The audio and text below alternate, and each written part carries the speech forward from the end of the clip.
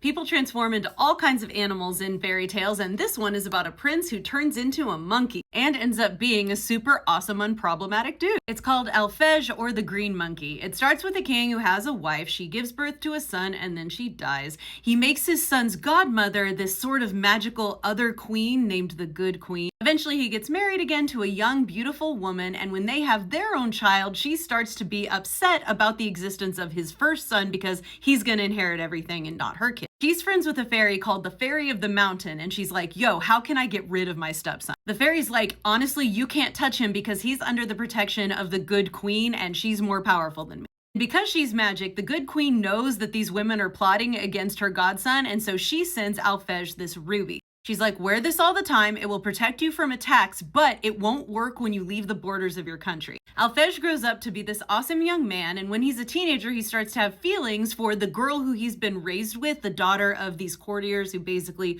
took over raising him because the dad had this new wife. One day, his dad sends him on a journey, and the stepmother's like, oh, he's gonna leave the borders. And he does. And when he is thirsty, he drinks at this stream, and suddenly, magically, because, you know, it's the stepmom and the fairy, he transforms into a green monkey. His entourage didn't see this happen, so they think he's just dead, and soon after his dad dies of grief, and the stepmom's like, woo, now my son gets to wear the crown, and he becomes the king.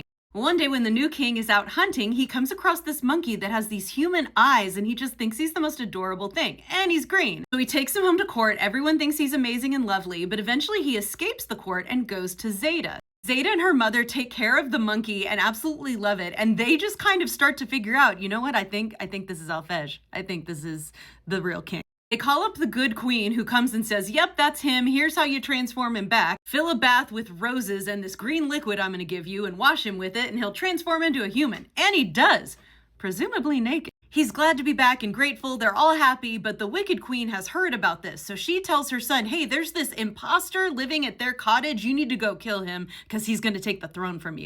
Brother goes out there, but when he sees Alphege, he's like, oh my God, you're my brother. Yeah, immediately, here's the crown. I renounce it. He brings Alphege back to court. Alphege shows the ruby to prove to everyone he is who he says he is. And the second he takes it out, there's like a crack of lightning and the evil stepmother just falls down dead.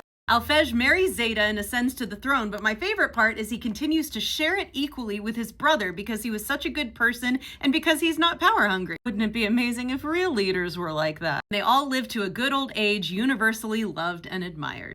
Because good things happen when you're not evil, at least in fairy tales.